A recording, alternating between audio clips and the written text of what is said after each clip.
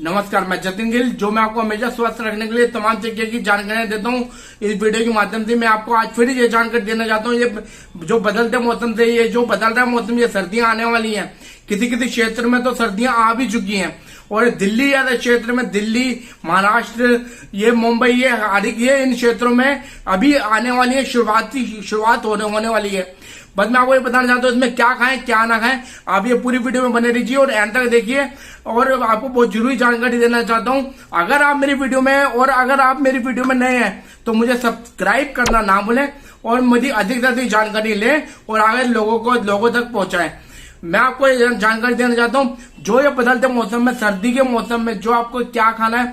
आपको सबसे पहले जो मेथी का प्रयोग कीजिए। ये मेथी का क्यों प्रयोग कीजिए, मैं आपको बताना चाहता हूँ। जो बदलते मौसम में, सर्दियों के मौसम में हमारा शरीर, हमारी जो बॉडी है, ये एनाबॉलिक में होती है। एनाबॉलिक का क्या मतलब है? एनाबॉलिक का मतलब जो हमारी जठर अग्नि है, जठर अग्नि ज्यादा तीव्र नहीं होती।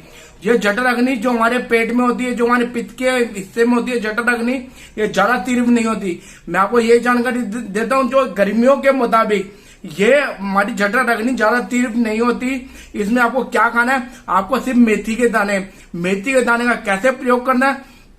मेथी के दाने को आप सिर्फ मेथी के दाने के लड्डू बना लीजिए। लड्डू बना लीजिए। अपनी आई, अपनी मम्मी, अपनी दादी, आप नानी, जिनसे आप पूछे उनको ज्यादा अधिक जानकारी होगी। मेथी के लड्डू हर किसी को बनाने आते हैं। मेथी के लड्डू का जो मैंने सुना, पूछा, जो देखा है मैंने, कईयों को स्वाद नहीं अच्छा लगता। स्वाद ना अच्छा लगने के लिए मैं आपको ये जानकारी देता हूँ। मैं उसका भी उपाय लेकर आया हूँ।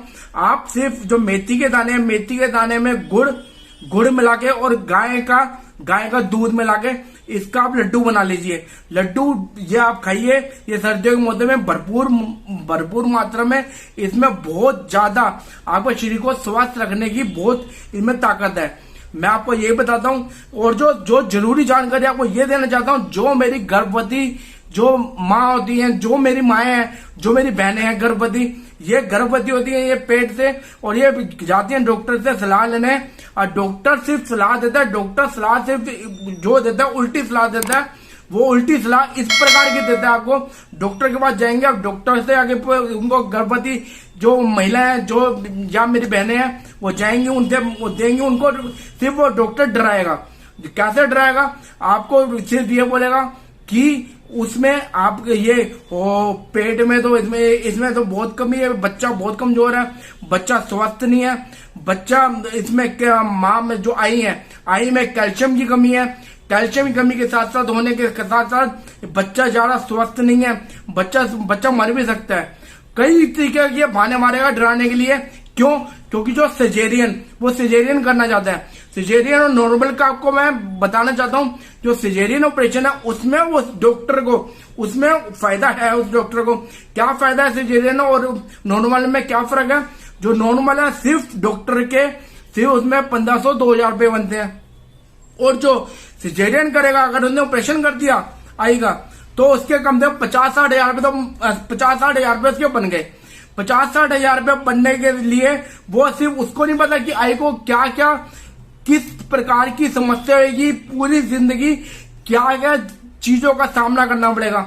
मैं आपको बताता हूँ इस वीडियो में, मैं आपको ये बताना चाहता हूँ, अगर आपने ऑपरेशन करवाया, अगर वो शरीर से जो हमारे जो बच्चेदानी है, जो बच्चे ये माशे जो ये अगर इनबैलेंस हो गया, ये इनबैलेंस होने के बाद इसको अंग्रेजी में बोला जाता है यूट्रस डिसबैलेंस।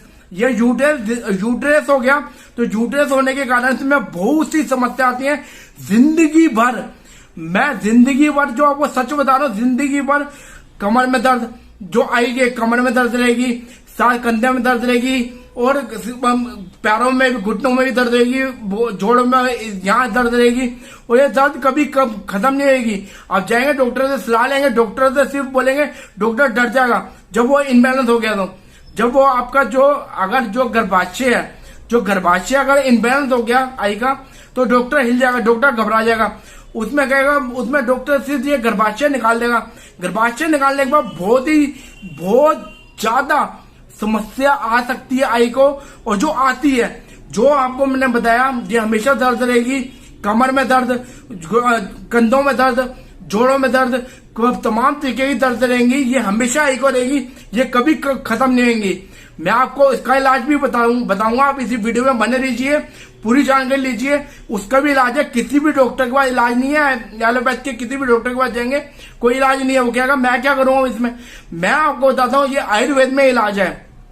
आयुर्वेद में आप सिर्फ जो ये दर्द है ना, ये दर्द अगर आपका जाएंगे डॉक्टर के पास किसी से, ये कभी आपको सलाह सही नहीं देगा। ये सिर्फ दर्द हमेशा जिंदगी भर जो आई है वो तड़प तड़प के ही मर जाएंगी और साथ ही वो दर्द भी उनके साथ ही जाएगा, ये दर्द खत्म नहीं होगा। मैं आपको ये दर्द खत्म करने के लिए बताना चाहता हूँ जो आपके घर पे ही मौजूद है। घर पे क्या चीज मौजूद है ये मैं आपको बताना चाहता हूँ। मेथी के दाने, मेथी का आप मेथी का प्रयोग कीजिए। मेथी का प्रयोग कैसे करिए, आप मेथी लीजिए, मेथी में गुड़ और साथ ही गाय का दूध, उसको पूरा गर्म करके इसको गर्म कर लीजिए, इसको सूख जाए रूम टेम्परेचर के हिसाब से इसके लड्डू बना लीजिए और सिर्फ गाय के दूध के साथ आपने ये इसका सेवन करना है। जो मेरी गर्भवती बहनें हैं, मेरी गर्भवती माँ है, उनके लिए बहुत अच्छी, जो गर्भवती आई हैं जो उनके लिए बहुत अच्छी ये दवा है। ये मेथी के दाने का प्रयोग करवाइए, मेथी के दाने का प्रयोग करिए। और जो साथ ही साथ जो शुगर के भी जो मरीज है, शुगर के जो पेशेंट है, उनके लिए भी ये मेथी के दाने बहुत ज्यादा स्वस्थ है।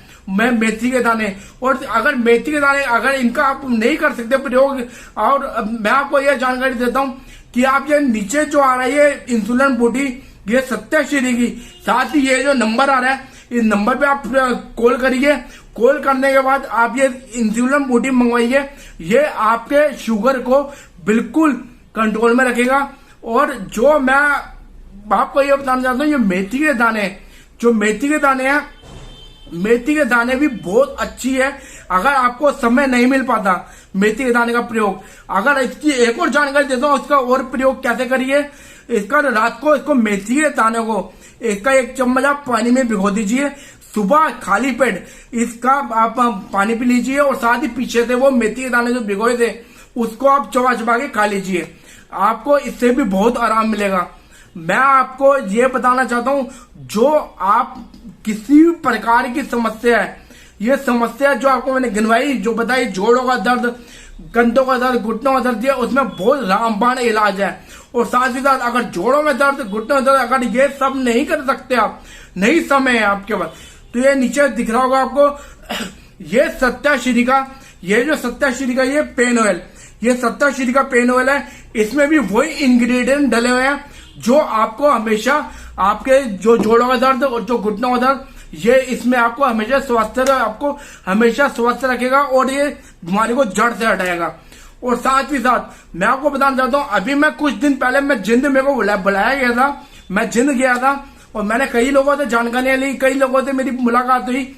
पर मैं आपको ये बताता हूँ कि मैंने उनको तुलसी के बारे में उन्होंने मेरे से पूछा, मैंने बताया उन्हें, तो उन्होंने मेरे को सिर्फ एक ये जानकारी मेरे को ये दी कि हमारे घर पे तो तुलसी, हम तुलसी चबा चबा के हम खा लेते हैं। आप ना करिए, ये गलती ना करें। क्यों? क्योंकि जो तुलसी के अंदर है भरपूर मात्रा में पारा है। भरपूर मात्रा में पारा होने के कारण ये आपके दांतों के लिए सुरक्षित नहीं है। जो तुलसी आप जो चबा चबा के खाते हैं, इसका काढ़ा बना के लीजिए।